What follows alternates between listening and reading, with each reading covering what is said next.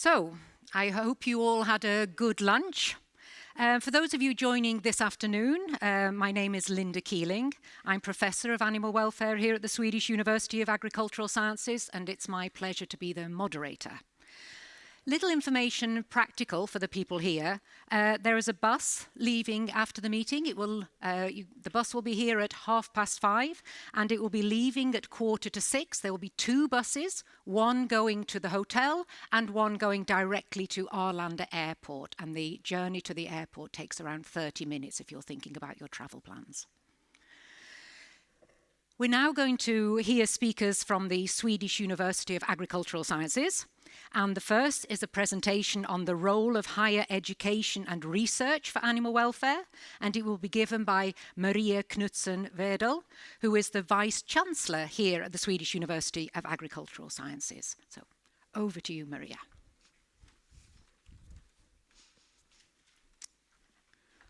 Thank you.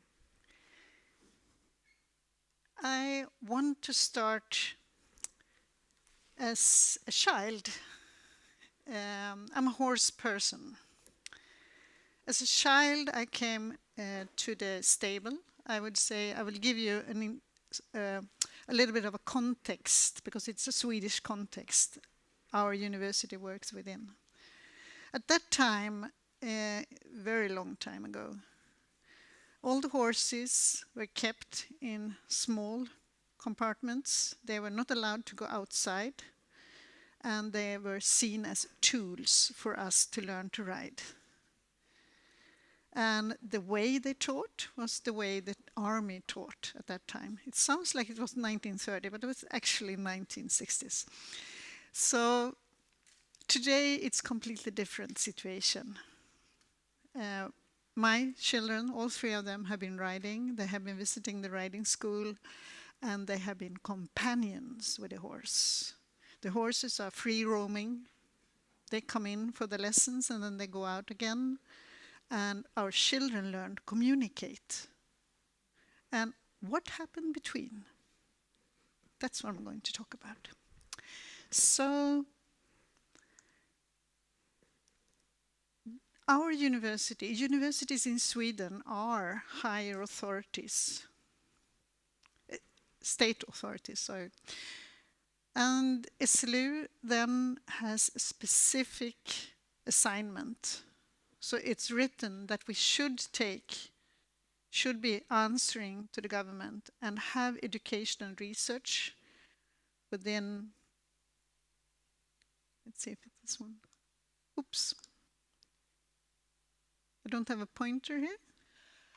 No, if you want a pointer, it's this one. But the people on the screen, on the remote, they won't won't be able to see it. Okay, so that means that we do have a national responsibility to do agriculture and horticulture, landscape planning, food production, nature conservation, forestry and timber processing, and fisheries, aquaculture, veterinary medicine, and animal husbandry. So in Sweden, those fields or disciplines are gathered at one university. Other universities could also do some parts of it, but the major of the research and education in Sweden is within SLU. In addition, we do have an assignment that is environment and monitoring and assessment, and that is not research and education, and that is also influencing on how we work with animal welfare.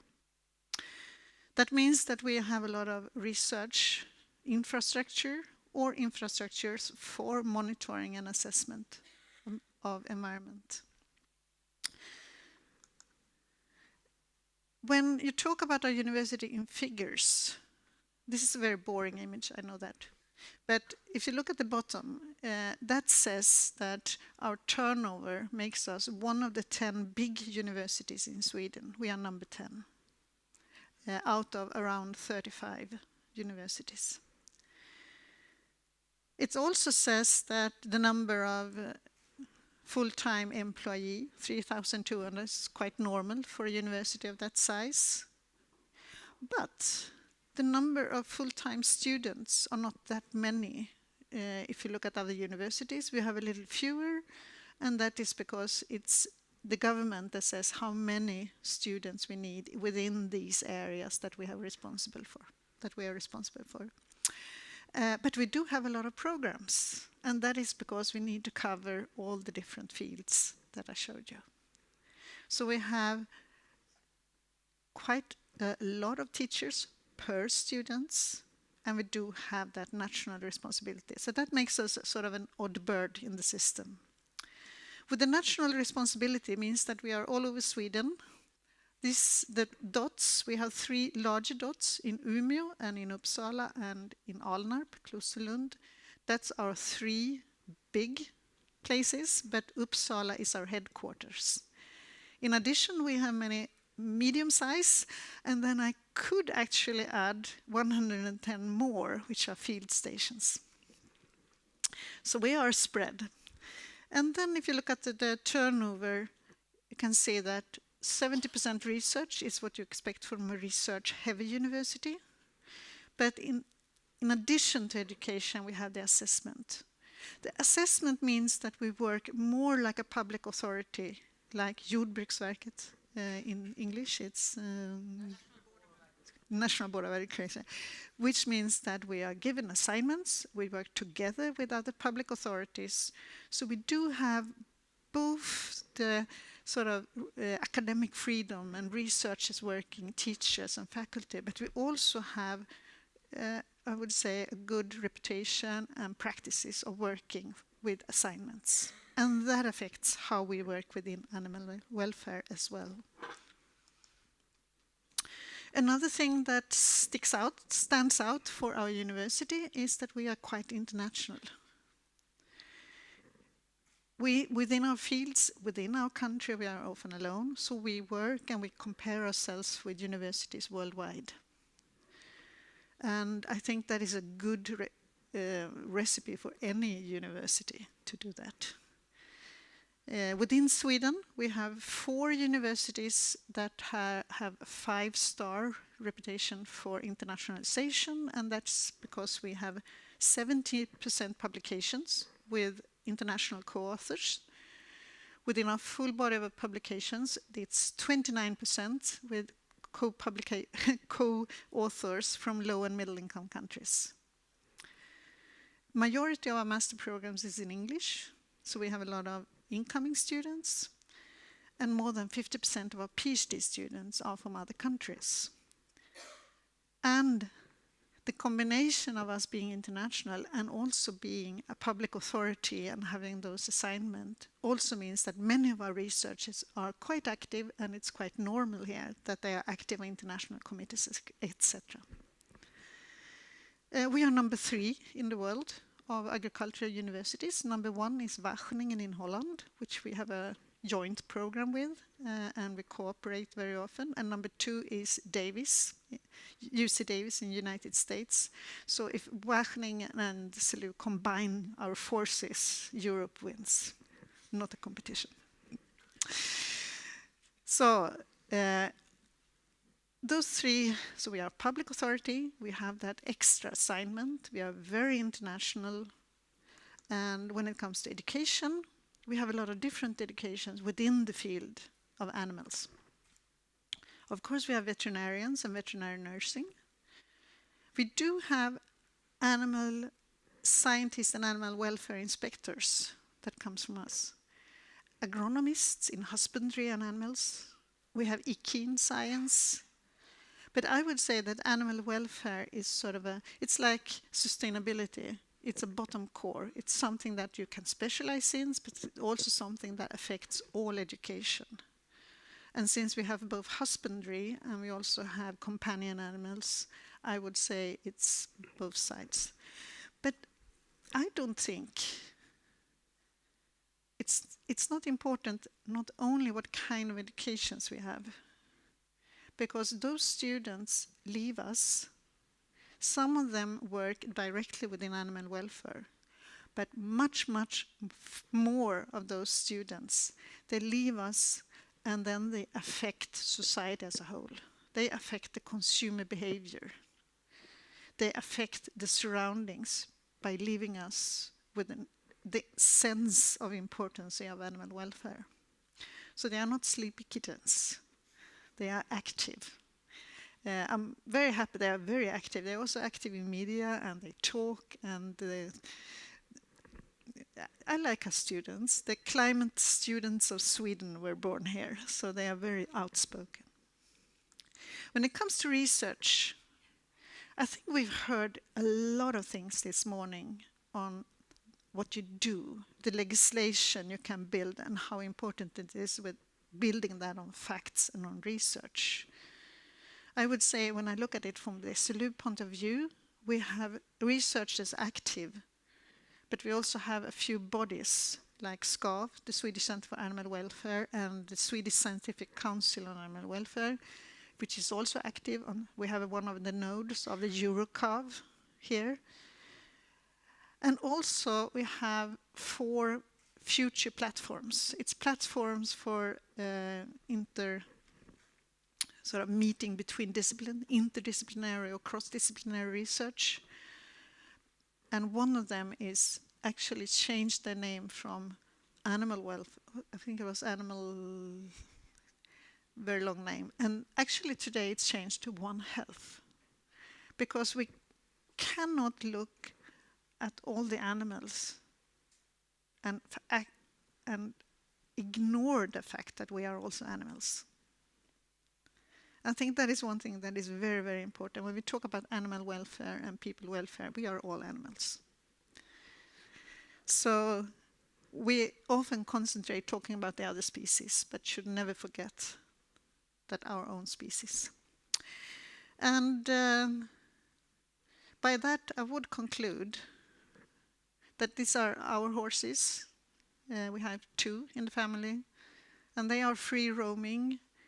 And I think I have been at SLU for 4 years, but SLU has affected my relationships to the horse for a much, much longer period than those 4 years. Because what we do makes a difference in Sweden, and I hope also together with you in Europe as well. So thank you.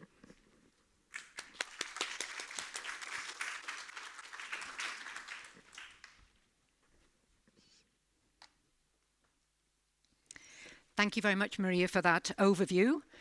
We can go straight into the first of the 2 research presentations. The first is by Rebecka Westin. Rebecka is Associate Professor here at SLU, and she is also a European Veterinary Specialist in Animal Welfare Science, Ethics and Law. You work actually part-time here at the university and part-time as a farm vet for the organisation Farm and Animal Health. And you'll be telling us about, with this wonderful title, The Tail Behind the Tail, Benefits of Improving Farm Animal Welfare. Thank you. Thank you very much. Yes, so I'm a pig person, you could say. Most of my research is about pigs, not only, but most of it.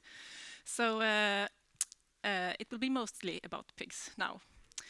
And I will start with a short story.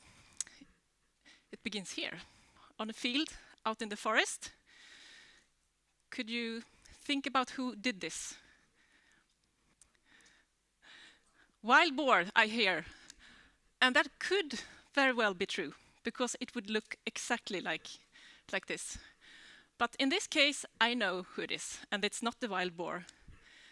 It's my brother's 2 outdoor pigs. He keeps a few pigs every summer at the pasture, and they really like to turn the field upside down in search for worms or roots to eat.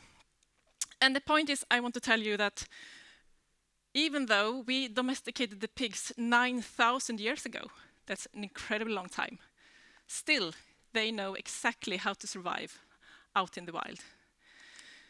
If we let our sows out, they know perfectly well how to make a proper nest to shelter their piglets from cold weather and rain predators,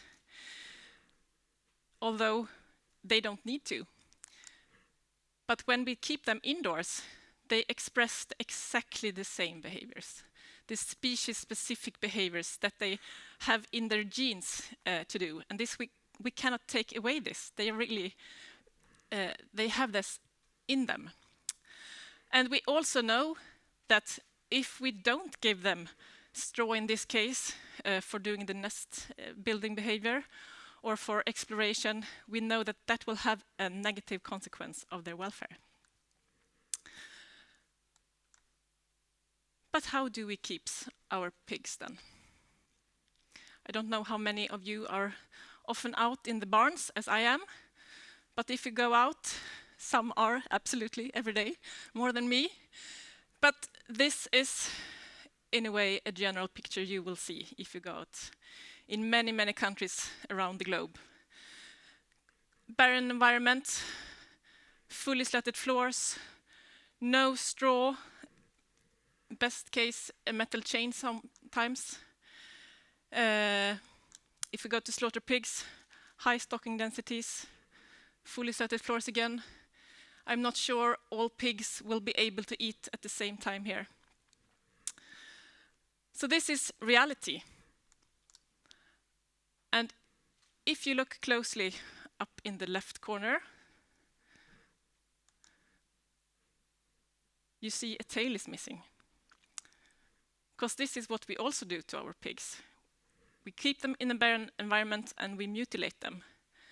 Because if we don't, and keep them in this environment, often this happens. When the stress level gets too high, pigs, they start to tail bite. They bite each other. And tail docking doesn't prevent pigs from trying to bite, but it prevents the bitten pig, or the pig that is bitten. The tail becomes very sensitive when it's trimmed. So then they walk away, so the biter doesn't have the time to cause as much harm as it could if the tail is long.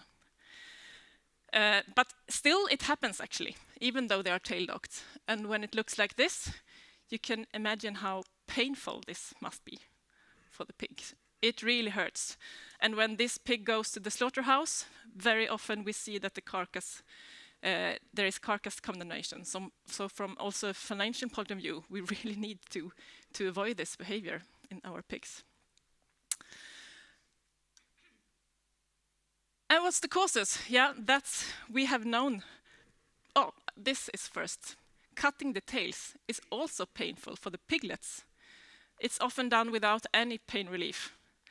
And the most important is that if we have a bad environment, it does not take away the stress from the underlying causes. It only takes away the symptoms of a bad environment.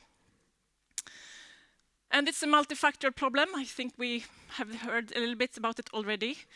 And we know a lot about the stressors that can cause tail biting. This is from one of the ESSA opinions already in 2007, where you also did this risk assessment that was nicely explained in the morning. And if we go back to this picture, I think we can tick off almost every of these high-risk factors. We have a barren environment, no straw, fully slatted floors, high stocking density, competition at feeding. So it's no wonder that they cut the tails off in this farm. And we have to ask ourselves this question, and that's why we are here today. Do we accept this level of welfare?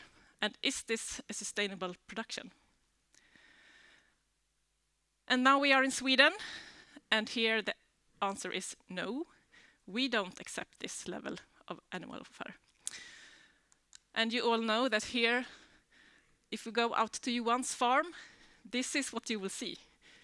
Piglets with their tails intact. So we really have a strict ban here. Instead, we try to tackle these things in our legislation. So it's not allowed in Sweden to not provide any enrichment material. On a daily basis, we provide our pigs with straw or other enrichment material.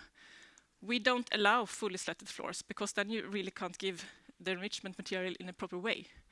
We have lower stocking density than the EU legislation, and if we have liquid feeding systems, we have regulations for how much space every pig needs, so they can all eat at the same time, which is really crucial when it comes to tail biting. I don't have time to give you details, but if you're more interested in how we rear our pigs, go find this article and read it, or come back to me with questions afterwards. But we also do more things. You all know that we also keep our sows loose-housed during farrowing and lactation. We have a higher weaning age. We provide enrichment material. And also in other species we do things. We keep our chickens at a little bit lower stocking density. Can be discussed if it's enough. But we also keep our cows outdoors during the summer months. And this is possible also in a larger scale. That's another point I want to make, that it's possible to do this also in big units. Yes, we do have small farms, a lot. But this case, for instance, here they keep 1,800 sows, loose-housed, all the way from farrowing, lactation and pregnancy. And they produce 50,000 piglets a year. So it is possible. It means an effort, but it is possible. That's what I want to say.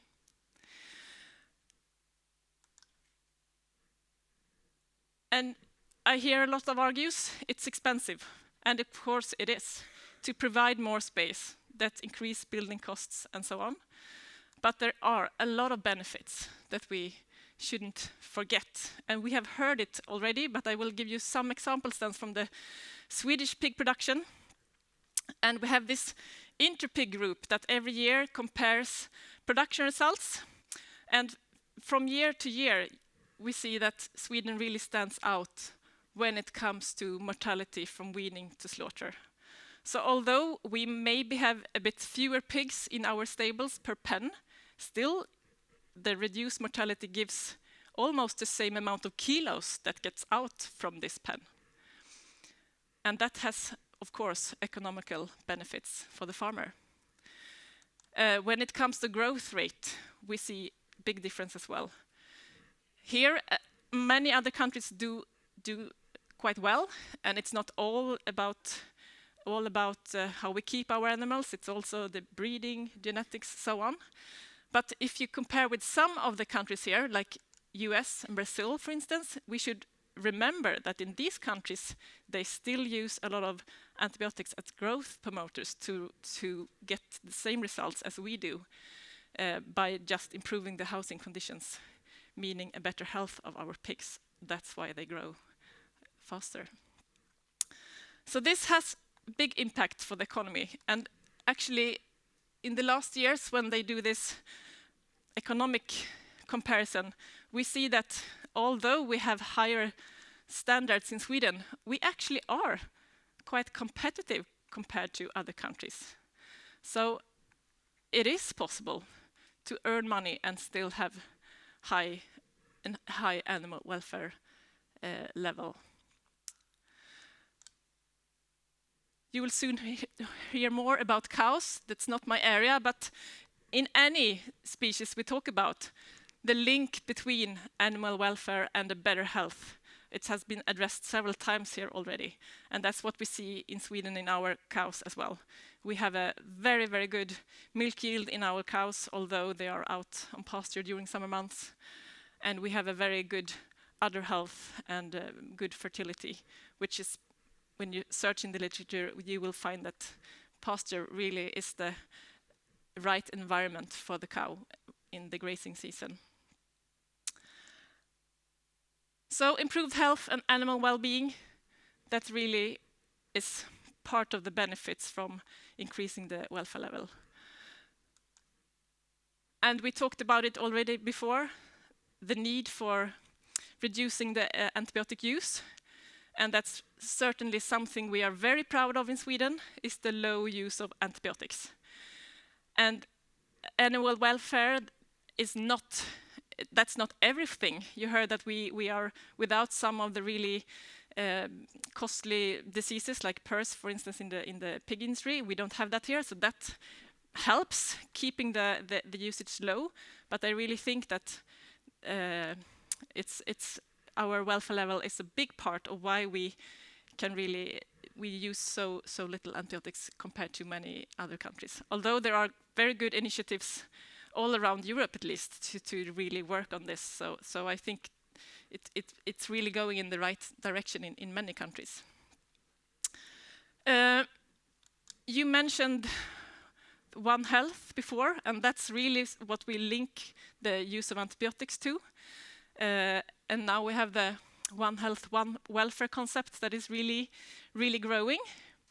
And I won't go into detail because there is not enough time today, but I want to stress one thing that I see on a daily basis when I'm out on pig farms around in Sweden. And that is the link between the well-being of the animals and the well-being of the farmer. Because if you go out to a farm in your country and you ask, what is your main concern for the future? Maybe at this moment they will talk about drought, but a few months ago, what the answer I get, 9 out of 10 farmers I ask, it's this. To find and attract competent staff willing to work in farm animal production. And I think you can agree with me on this, that finding labor, that's really a threat to our farms in the future. Who want to work in our farms? And here again, I think that increasing the welfare level is one of the solutions for this. Because when we do something good for our animals, we feel good as well. I think you can see that she's smiling a little bit. And this is really what I notice out on the farms. That the farms that have really take the best care of animals, even going beyond the levels of what the legislation sets, that's where we also have the best working environments, the best teams working together. And that's the farm where the young people want to work in.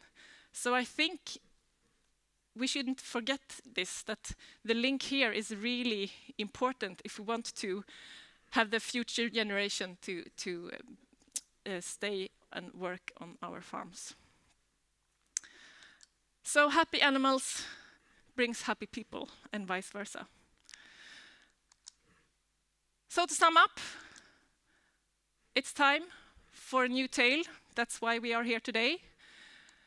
And I think it should include then that we try to adjust the housing systems of the animals' needs instead of adjusting the animals by clipping the tails or trimming the beaks.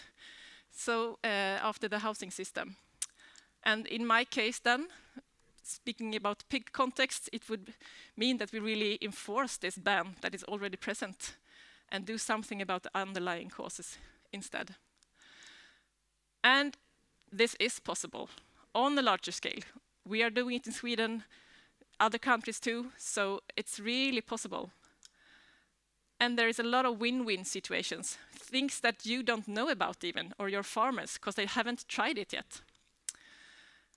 And we really shouldn't forget then that the happy animals, they bring happy people, and that is really crucial, I think, to keep farming within our countries. Improving animal welfare is one of the keys to reach the goal of sustainable animal production. Thank you so much.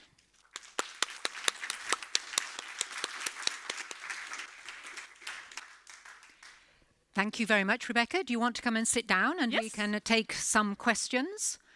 Are there any questions from the audience? And I think while you're finding the question and coming down to over there, I can just say that I think you bring up some points that we will come back to when we have the panel debate, which has the question, can we afford not to raise the level of animal welfare? We're on to that point. But now the microphone has reached, and a question. Thank you, Rebecka, for that very fascinating presentation. Refreshing, I must say. There are, of course, other welfare challenges that would still need addressing also in Sweden. Absolutely. Can you maybe share your thoughts on how we move away from other painful mutilations, such as castration, such as teeth clipping, and also the confinement? What do you see there in terms of possibilities? Yes, for the surgical castration, I think the solution is already there, and that is immunocastration. It's simple, it's effective. The only thing is, at least in Sweden, at now, it's the slaughter companies, it brings them extra work. And then in this sense, the farmer has to pay for that extra work, and then it's back to money again. So that's a money issue, but the solution is already there, I think. And we heard already from the beginning, I think the consumer, if they are well educated, and the farmers as well, because they don't know what it means. So it's a bit, it's about knowledge. And so I think that is only about teaching them what this immunocastration is about, and that should work very well. Okay. Is that enough, maybe? Yep. And one last question here, because we're running a little bit behind schedule. So one short question and one short answer. Mm-hmm. Thank you for a very interesting presentation. We have, for instance, we don't have to decrease the number of animals per farm. We can have very good animal welfare also in big units. And I have a question. On this picture, when the pigs were on the field, how far we should go and how we should prevent the pigs from the, for instance, ISF? Because like in Poland, we have huge problem with ISF. We cannot allow pigs to go outside on the field. Thank you. No. And about immunocastration, I think this is the opportunity, but to do this obligated is not accepted by consumers, because we have traditions that consumers are not accepting immunocastrated animals. This is why slaughterhouses are not interested too much about this kind of animal. Thank you. I will answer your first thing then. I think this was a point to make, that they still are wild in a sense, but yes, I agree. I don't think we can let every pig out. That's not possible. We don't have the land, and it's also then comes with soil pollution, things like that. So in a conventional setting, it wouldn't. I don't think letting them out on pastures would be reasonable. But seeing more pigs out with outdoor access, that could maybe be. But I think first of all, it has to be let them more loose house. That's the first thing we should focus on, I think. Okay, thank you. I'm sorry we don't have more time for questions just now. So thank you, Rebecka. Thank you. And I will stay here and introduce our next speaker. Our next presentation is by Sigrid Argenes. Sigrid is Professor in Management of Ruminants with a special focus on lactational biology here at the Swedish University of Agricultural Sciences. And Sigrid will be talking about the effects of keeping high-yielding dairy cows together with their calves in automatic milking systems. The floor is yours. Thank you, Linda, and thank you, organizers, for giving me this opportunity to talk about one of the most fun and most challenging research projects I've been involved with. The reason for doing this, there are many reasons. One is that there is a low societal acceptance of the early separation between dairy cow and calf that is practiced in the industrialized world. And this has also been studied with social science methods by University of British Columbia in Canada. Nina von Keyserlingk and Dan Weary's group, they've done really good work on this, and I want to draw your attention to it because I think there's a lot to learn in how they've laid their studies out. They've done studies where people have been getting questions and then information about animal farming, and then follow up with questions that reveal whether attitudes or opinions have changed. And I'm sorry to say, because this has been up today already, that one is that we don't have one consumer segment. The world is much more complicated than that. In this particular survey, they found 3 consumer segments regarding the early separation, where 18% of the consumers were in favor of the early separation. Almost half were unsure, leaning towards that they would favor a later separation. And 38% said later separation would be better.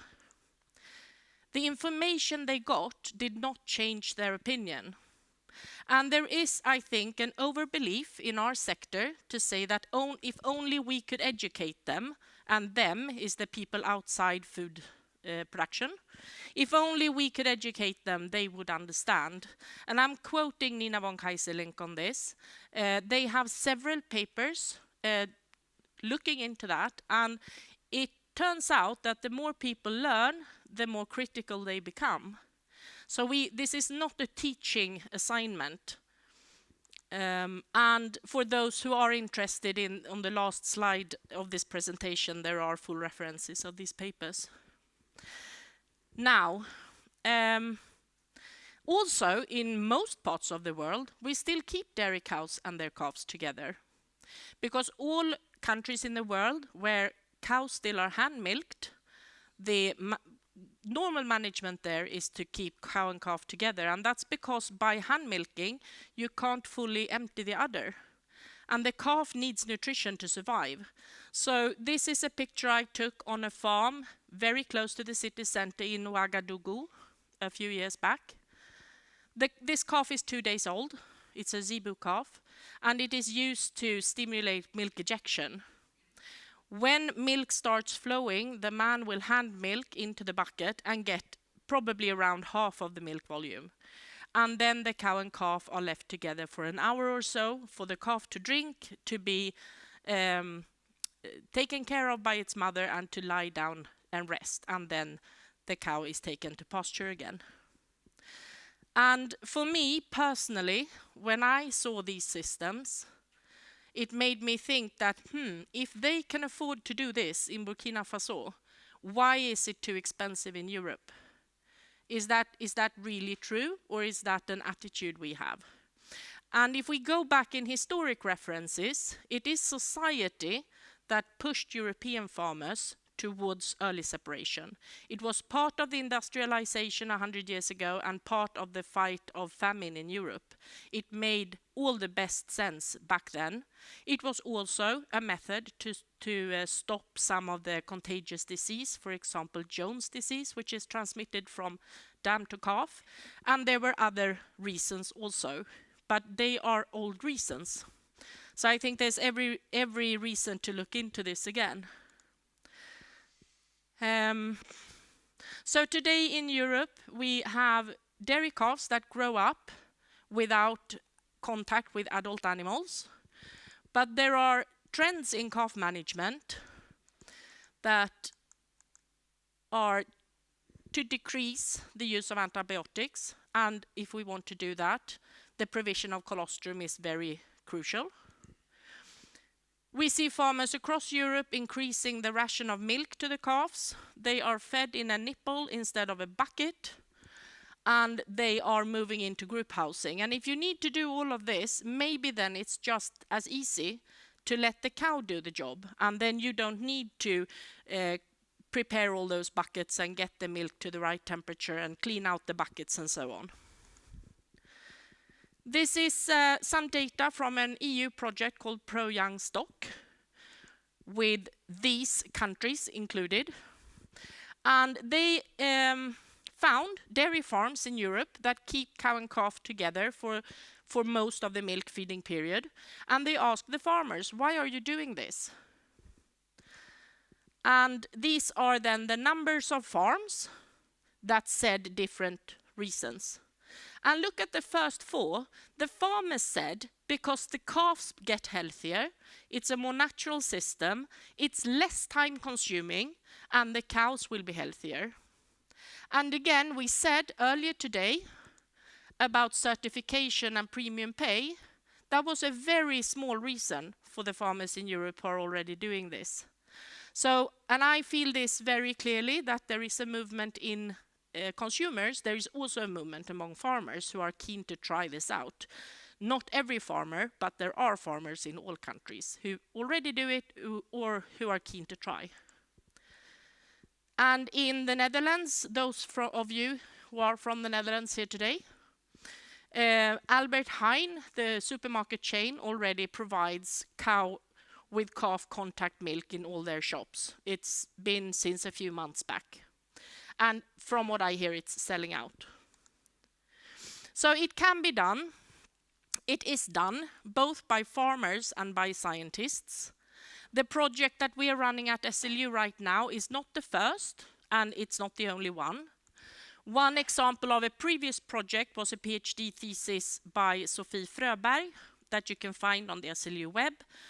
And I know Lotta Berg, who is here today, was involved at that stage. I'd also recommend you to Google Succeed to find an interesting Norwegian non-EU project.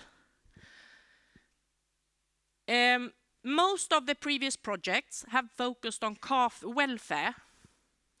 And it's quite easy, I think, to say that the calves do better if they're kept with their dams than if they're kept alone.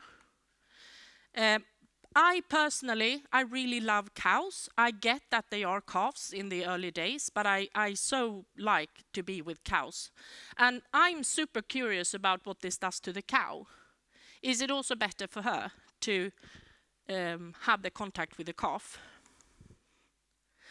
So the primary aims of the cow-calf contact work that we are doing here are to evaluate long-term effects on sustainability, and that includes both farm competitiveness and animal welfare, and also other sustainability measures. And in order to be able to do that, we need to follow the calves born in the project until they complete at least their own first lactation, and also follow the dams until they complete the contact lactation. We also want to demonstrate potential benefits with quarter-level milking for cow-calf contact.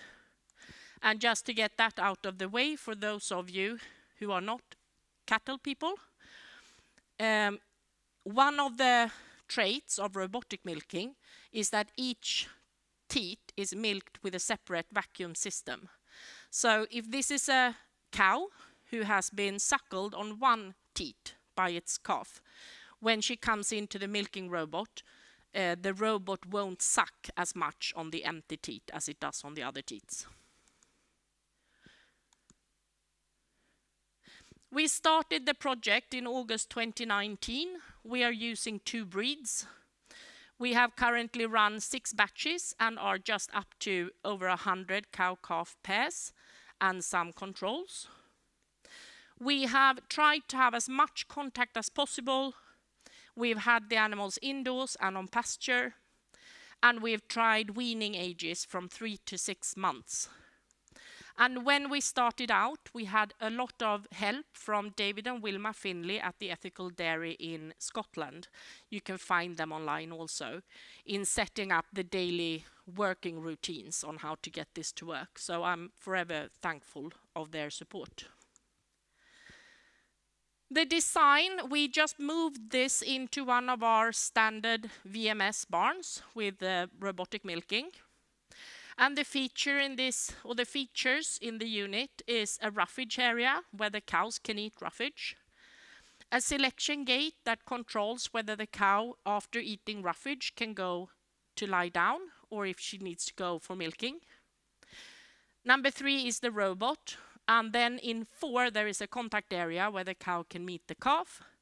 And in 5 is a calf creep that the cows don't have access to. And we ran a couple of batches, or 4 batches in this system, with some differences in the layout of the creep. And then also ran a couple of batches with a completely free system where cow and calf can meet each other any time of the day. So all of 4 here is a contact area. And I want to show you a few pictures of what this can look like. These are high-yielding cows. Our herd averages around 11,000 kilo ECM.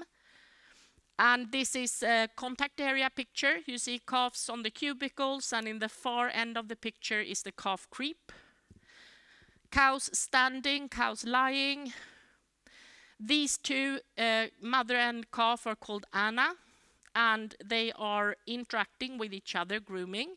We see that almost only with dam and daughter, or dam and son, while other behaviors can be towards any of the animals in the group. You see in the far end a Holstein cow standing on the cubicle, and with the current animal welfare indicators for dairying, this is an indicator of poor animal welfare because she should be lying down. But she's standing up because her calf is in front of her and she wants to hang out there. This is the division between calf creep and cubicles. These are Saga, dam and daughter. The daughter is 4 days old. This is the calf creep when the calves are young. And here they're a bit bigger. One of the concerns with dairy, cow-calf contact dairying is that the calves would get wild and really scared of people. This is our research technician, Gunilla, whose main job is to take blood samples on these calves, and they're not very afraid of her. In contrast, we need to discipline them a bit because they climb all over us. And there is something else really interesting happening here. One of the calves is about to take a dump. Hold that thought. This is another view of the creep area. Sometimes they all go in there and rest, and sometimes they rest on cubicles. We have no idea why. Back to the poop. This is something else I get told by people who know a lot about dairying, that if you let the calf eat that much milk, it will have diarrhea. But these are typical calf droppings in our project. They are suckling, but I would say that that's a fairly small part of the contact. Suckling on dam, this is the typical position, standing alongside the dam. We also have cross-suckling, and you can maybe see in the red cow that this is not exactly what she had planned. She's a little bit puzzled. We don't see the cows shove alien calves away, but she would do that for a while and then maybe decide to leave the area, which increases the risk that her calf is cross-suckling on another dam. And this was one of the reasons why we wanted to try a free traffic system where the calves can find their own dam also when she's away eating. Here again you see cross-suckling. The dam is grooming her own calf and there are 2 alien calves eating. In the last 2 batches, the calves have been able to follow the dams to the eating area. And I was so proud. Week 1, no cross-suckling. Week 2, no cross-suckling. And week 3 and 4, but in week 5, they all started cross-suckling. And that's apparently, from what I hear from farmers also, what calves do. In week 5, they start to explore more and eat whatever food is available. Calves are also eating from their roughage, but not at all as much as a calf on a restricted milk intake would do. And this shows at weaning that we have a stopping growth rate.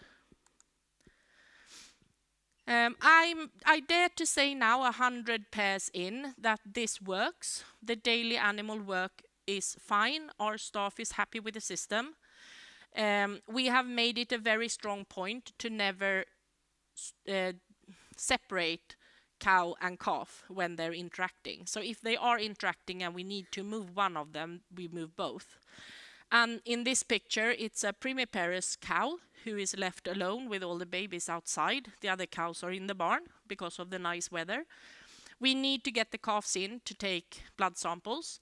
And instead of trying to herd them in, we just use a bucket of concentrate. And she is quite elegantly, she's following the bucket and also checking that they're all with her. So they move really closely together, like if they were herded by a dog. But they just do this. So by trying to follow the animals, we've managed to have a system where we don't need to push the cows away from their calves. One of the main responses that we're interested in is, of course, calf and cow health. And I just want to make a quick stop at calf health. This is Hannah Eriksson, my colleague who's a vet, and she's done a lot of health checks on the calves. And now we're going to look at 3 treatment groups. One that were suckling their calves, one that was suckling and got 1 meal of colostrum, and one that was the conventional early separation group. And we're going to look at the degree of transfer of immunoglobulins. And interesting, the cow-calf contact-only group had a higher proportion of calves that had sufficient total protein in plasma during the first week in life. Both the other groups were a higher proportion of failed passive transfer. And I just want to show this because there's so much we don't know. There's so much we don't know because we've only studied the separated calves and cows. So, yeah, those were to help you to see who is who. So the CCC calves, do they manage to be in the unit where the adult cows are? We have had batches of up to 25 calves in one group. And looking at cases of diarrhea, red is really bad, green is no sign of diarrhea. Again, if we compare CCC with conventional, we have a better profile in the CCC calves. And that is the same for coughing.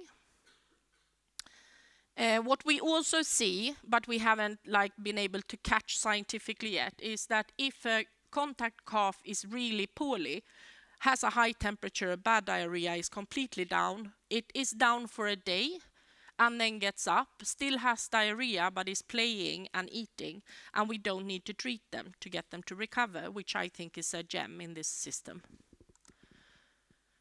Another concern would be tear on the teat of the cow, being both milked and suckled. I'm not going to go into a lot of the physiology detail, but one is the risk of swelling of the teat, and another one is that the tip of the teat is damaged and forming a hard crust on the tip. We've measured this with ultrasound and visual inspection of the teat tips. My colleague Josef Dahlberg did this with a master's student. And again, in this case, we should have a thicker teat after milking them before, we always have. But there doesn't seem to be a difference between the groups. And when we look at hyperkeratosis, it's also no difference. And if I wanted to, I could say that there may be a slight tendency in favor of the CCC system. This is what all the farmers want to know. How much milk am I losing if I put the calf with the cow? And this is one example. These are not our results. This is one example of one batch where the contacts produced 9,500 kilo milk and the CCC calves dams produced 7,000 kilo to the robot. Looking like this with a lot of loss before separation, and at the dotted line we separate. And you see that we lose milk also after separation. And we see different patterns in primiparous and older cows, and we also maybe see some differences between breeds. We need a lot more data because we also have a batch effect on this. The calves are growing. These are week 7 old calves, and you see the difference between the all red and the other one. They grow around 1.3 kilo per day during the contact period. And if we put this into some kind of farm economy, we had a master's student doing partial budgeting, and we have a lower yield of saleable milk from the contact dams. They also eat less concentrate, as does their calves. Right now that's interesting, right? Because concentrate is expensive. There's a very large variation among the cows in terms of net result. Some lose 8% of the profit with this system, and some lose almost all. And a farm who has the 96% losses couldn't do this. But there may be some genetic factors on this, so we may be able to breed for it in the future. Now, if it's possible to start the video, I would like technicians to. It's very short. No. Okay. It's my last picture. And yeah, now it starts. This is Hermania and her daughter Hermania. The daughter is 6 months old. It's the day before separation and weaning. And I just want to show it to say that maybe there's more to this than just providing milk.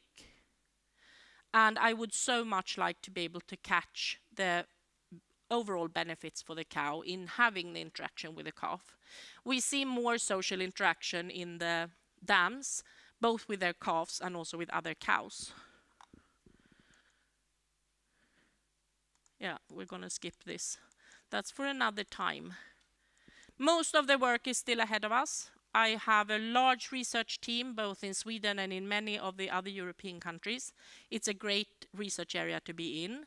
And I want to emphasize the support from the Seidlitz MP-bolagen Foundation who make this possible. Thank you very much, Sigrid. Do you want to sit down or do you want to stand there? No, I want to sit down. Please do. Thank you. Okay, are there questions for Sigrid? And a question up at the back there. Again, we don't have so much time, but of course there are questions, so please go ahead.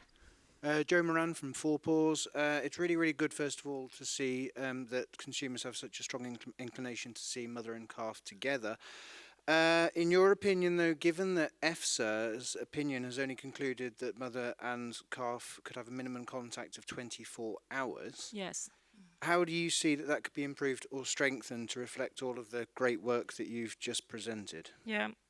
Personally, I think 24 hours is an unfortunate decision because the mother and calf will be well into their formation of a special relationship, and then you separate. So you will have the separation anxiety, but you will only have a day of benefits from it.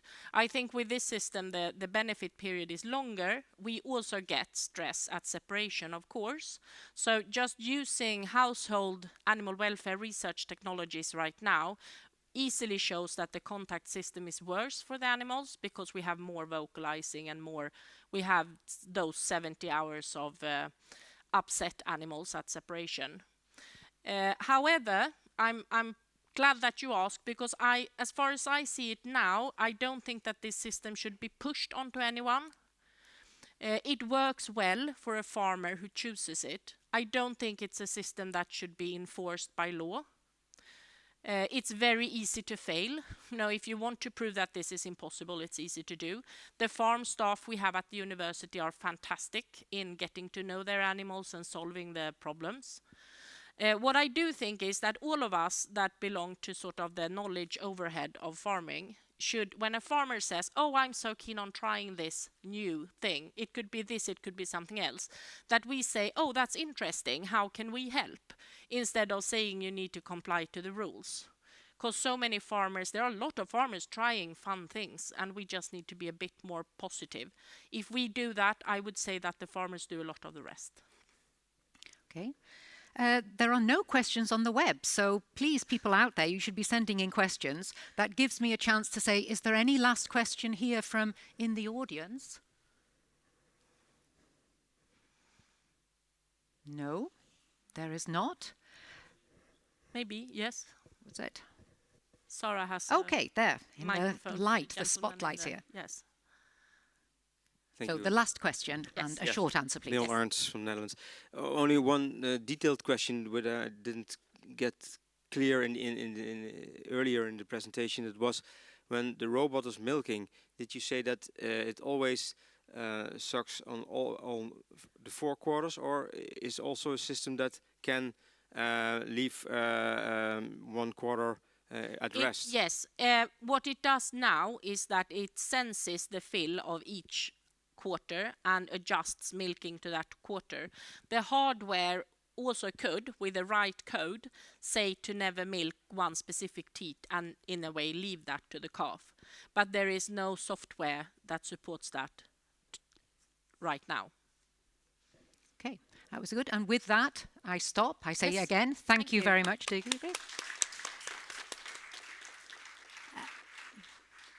We have, here in Uppsala, we have a coffee break now. We ask you to be back in your seats at 3:45, and I hope you out on the online will also take a pause. And yes, enjoy your coffee.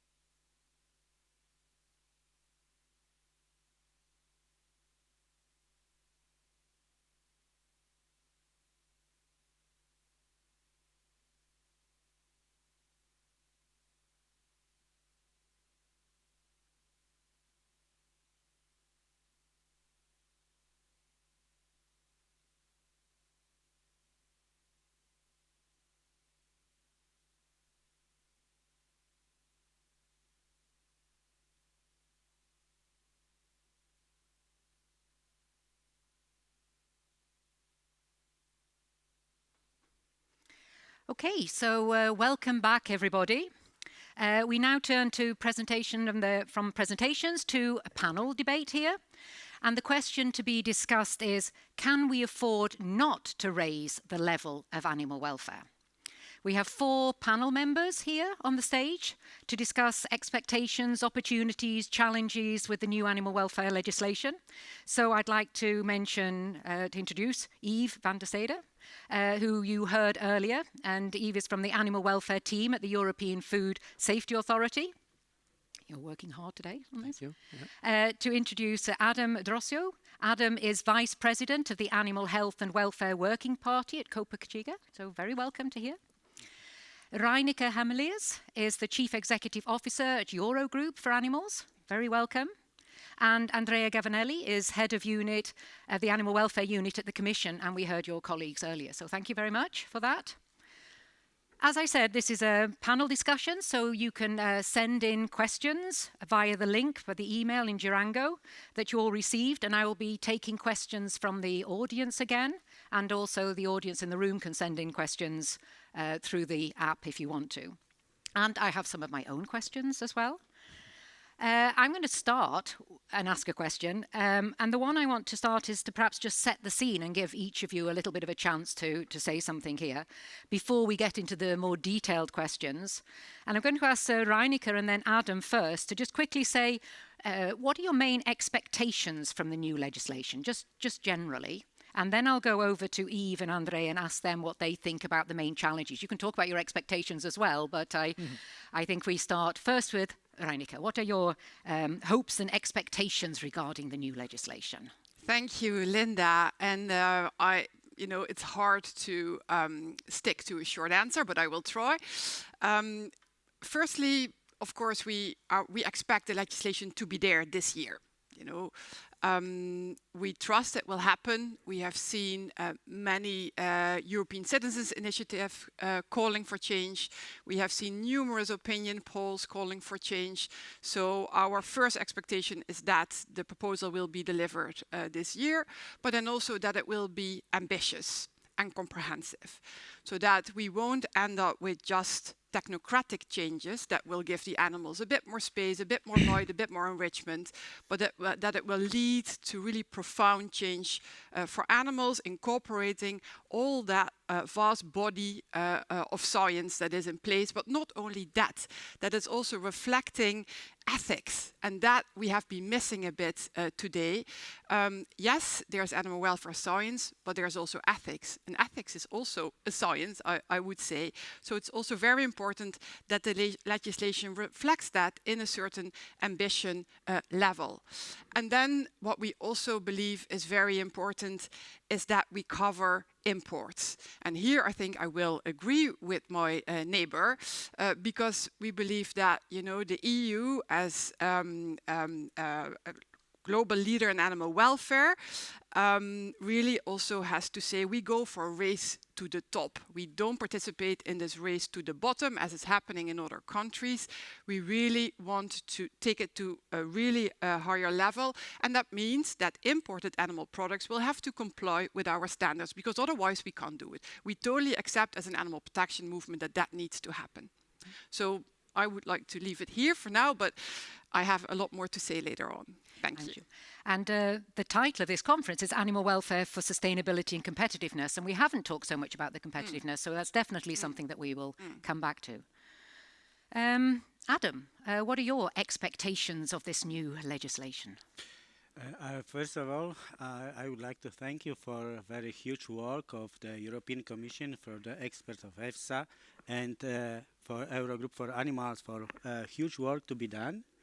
That they will find the gaps in animal welfare in European countries, and now we knew the gaps, and we are hope for the support of European Commission and Eurogroup for Animals and other experts to cover these gaps, to keep the leadership in the world of animal welfare in livestock production in Europe, and to spread these animal welfare standards to the other countries, and to allow our farmers to run their farm, to to keep the livestock production in very high animal welfare standard, because this allows for our farmers and our families in Europe to have food security and to earn enough money from farming to live on farms. And our expectation is that the new legislation should be simplified and allow farmers to do their job instead of just do the administrative work, and to allow farmers to make the positive economic balance on farms, because only if they are well-being, they will properly take care of the animals, and they will have enough resources to take care of animals and produce high quality animal products. This is also very important for citizens, because they will have very high quality products on the market. Also, I agree with Rebecka about the import of animal products, which should be on the same level as we have from European producers, because this competitiveness is very important.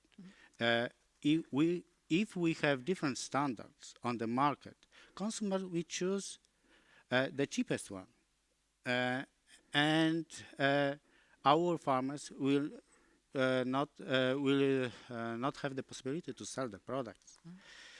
And I think this is the most important reason. And the next expectation is that the livestock production should be enough attractive for the young farmers, because we have average age of farmers in Europe above 55 years. And to rebuild the farm, to reconstruct the farm, it's not attractive for them, because if they don't have the anybody to run the farm after them, this is better for them to stop farming, because they have enough money for living to the end of their life. And this is very, very important of food security in Europe. Okay. Thank you very much. Yeah, thank you very much. So also very high expectations there, and talking about economy and thinking of the win-win with the farmer and the animals, and also you were touching then on the sustainability and the food security part. Yeah. Eve, you can talk about your expectations, but also you are very aware of the challenges. I mean, you have been doing all this work that we've been hearing about. Yeah. What are your views on the expectations or challenges for this new legislation? Thanks, Linda. Yes, expectations. As I said, EFSA is not there to make the legislation, but what my expectation would be, or my personal, or what we hope at least, is that the science that we brought in the latest developments, and also I think in the past, I think we need to stress that in the past, EFSA also developed scientific opinions of more than 20 years old, that I hope that these are taken up with all the knowledge we have currently available, taken up in the legislation, and that legislators can do something with it so that it's useful. But just to stress that what we actually say now in the recent opinions, maybe it's not that new. It's already there since years. So it's also important to say that. It's, I think, the momentum to take it up and to really use what the science is producing. And I think a crucial challenge is there to put their legislation that is clear in wording, that is implementable, but where the science also backs it up, where the science is really there, that you can come up with indicators that make sense to monitor it in the first place, and to improve on the long term, that we are able there to produce that. So I think that's a crucial element, expectations, but in the same way a challenge. So I think if I quote, I think the Commission said it 2 years ago, that the opinions of EFSA of 20 years ago were never taken up. So I think that's really an opportunity, and we do hope that what we produce as science is useful for all of us, and then we take it from there. So that's a bit, for me, the starting point. Thank you. Okay, so expectations that it's based on the science and your work is used there. Used, yeah. I'm not giving you the last word, but you're the last word in this group here before we open up some of the questions. But what would you like to say about the challenges here now? Well, and try and keep it short, because I know there are many challenges. Exactly, Linda. I think if we have to say the challenge that we meet in this moment, the list will, I think we will go ahead for another couple of hours, so at least. I think most important for the experience, and many of the people we met, we are meeting here, we have a long experience, is really the most important challenge is not to step into a dialectic in what will be the future that is not taking account of all the experience that we grow up together. There is an incredible important possibility to step back a little bit from the confrontational debate that you see sometime about cost versus benefits and all this. And as Reneke was saying, stepping back and watching exactly the mistakes we have done in the past. For example, one challenge is, as has been said by many, we have a great opportunity here to reform a legislative package, but we can do the same mistake as we did before, but without knowing, of crystallizing this reform in something not able to reflect the very quick evolution of the human-animal relation in terms of farming. Also, another reality that we learn is that we keep talking about farmers, but in fact, the category of farmers is not just a unique rock in which a farmer is one type of, like sitting and watching 120,000 chickens in a farm, or the one in the Alps with 20 cows. In fact, a farmer is having different perspective in his business plan, and I think the welfare of the animals must be a tool for the business plan. So transforming what is seen as, in fact, today, a set of standards that are just functional to an internal market, to a business tool, in which, in any case, the one health, one welfare concept we saw and the research made become really an evolutive possibility, is really a big challenge. Because we always face, and we see with the political situation of Brussels today, a polarization of discussion in which we keep saying farmers have to bear always the cost. But the question is, to which farmer we refer to?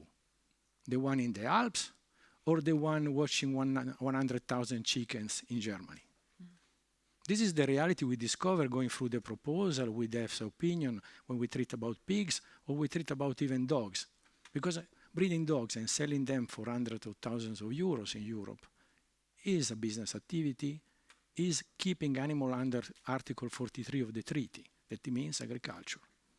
That's really a discovery for all of us, very important, if we consider this business in Europe vital to the European Union. Which I think we do. Okay, I'm going to open the floor for questions here. And as you've realized, I get blinded by the light, so I can see a hand waving over here. Can we have a microphone over there, please?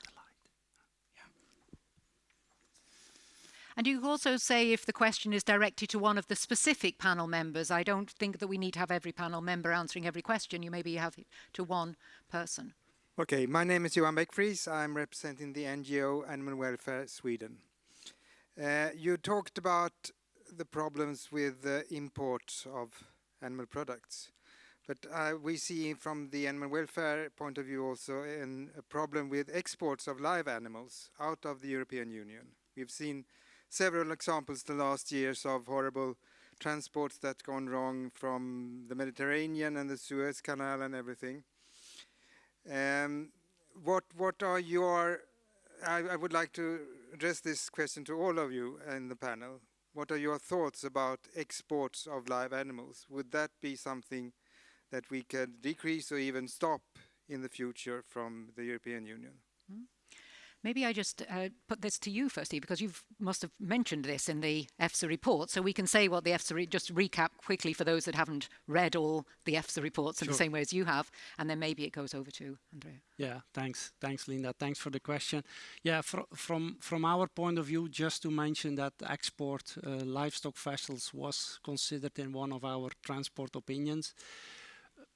Honestly, where we clearly said that the welfare consequences that are at stake for road transport, which we based our assessment on because it's the most prevalent way of transporting in the European Union, that on top of that there are more than a lot of more challenges with livestock vessel export, because a lot of these things is about conditions where I think science is maybe not helpful. It's more about the rules that are in place from the moment they leave also the European Union, and what they do with the animals when they would arrive or be slaughtered at.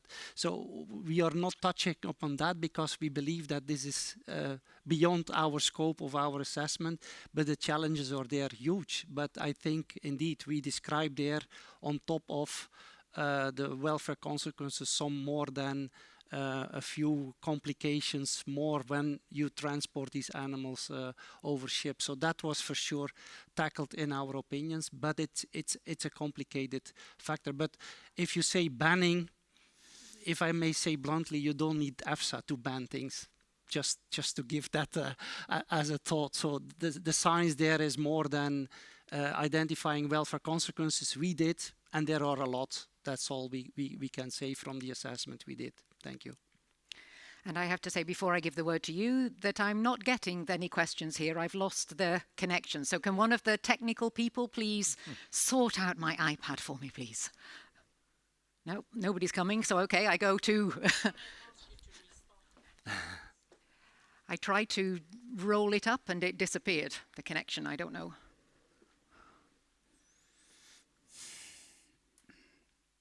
Yeah, I come to this page all the time. Display one. Okay, display one. Okay. But now I'm sorry. So now I have, see if the questions are coming in, and over to you two. Had a little bit of time to think about your answer there. So, thank you, Linda.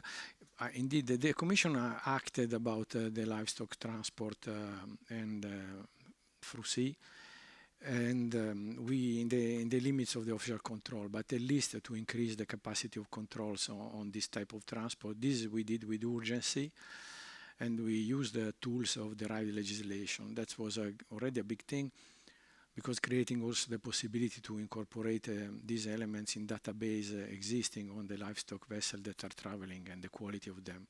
By clear cut, this reveals also the possibility and to profit of the reform to look for more in terms of ensuring more guarantees on the quality of these transports. And this is what we are working on. It's clear that there are conditions for transport through livestock that are risky for the welfare, as highlighted, especially in this long distance situation.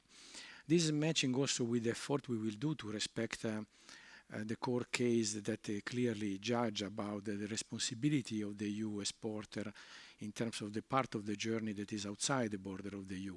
That in fact, with the current regulation is difficult to implement. So we are doing a huge effort from the legal point of view also to define this in our proposals, and clear cut to try to make it possible to be really safe, that till the end of the journey this animal will be cared by controls that are responding to the EU rights, to the EU legislation. May I say something to this? Yes. Yes, very brief. Just to add to what has been said, indeed, we have seen two European court cases also ruling that journeys need to be enforced till the point of destination, as Andrea just said. And this has failed enormously, as we have seen in all these incredible tragedies at sea, but also on the road.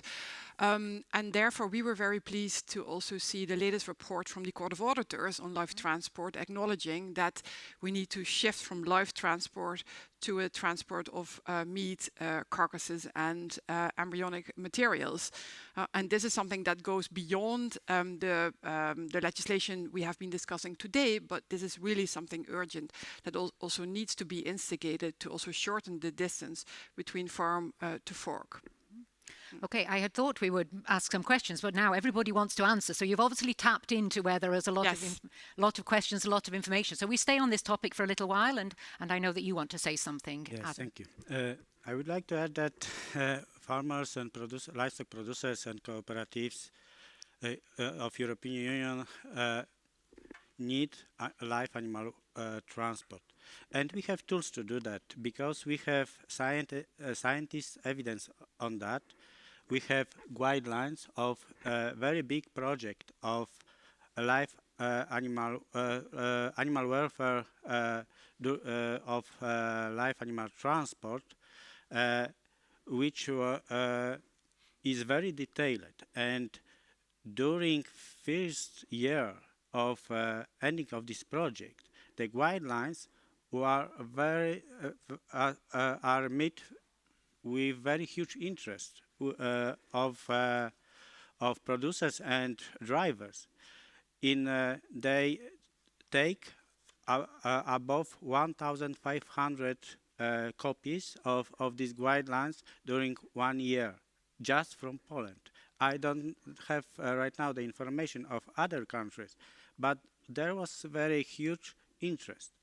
And I just would like to say that during the road transport and sea transport of live animals, it's difficult sometimes to know everything what could happen. And I think we just, the drivers need security service. If something is wrong on the road, they need help. They need access to the water, access to the feed, and access to the veterinarian service. And sometimes it's difficult, especially on the outside of the European Union. But I think this is the politician decisions and negotiation with third countries, how we can manage this, because everything is possible. The ban of live animal transport is not fixing the problem, because we still have livestock production and we are on world market. Thank you. So we need to have more support around the transport as well when it does happen. Yeah. Any other questions just on transport? If we just stay on that. No? Then I will actually lift up. Oh, was there one? Is it on the transport? Yes, then let's please take this one. I have a question from the web as well that I will, but it's on a different topic, so please. So if you ask for transport, I have a question on transport. I think it is very important to see that we have also different situations in the different member states. So some member states are more export-oriented, others are not. And some member states are big, some others are not. So I wonder how we can find a solution which is workable in every member state or for the European Union as a whole. Because for most member states of the European Union, an 8-hour transport limit would not pose any problem, because you can easily cross Luxembourg or Belgium or these countries in 8 hours. And even in bigger member states, most of the slaughter animals are transported, let's say, within 4 to 8 hour limit. Our problem is that we have some specific animals like Old Sows, for example, which you cannot bring to every slaughterhouse. And here we are seeing a big problem, in Germany at least, or many other member states too, because despite the call on having more local slaughterings and more slaughterhouses, I have the observation that more and more slaughterhouses are closing down.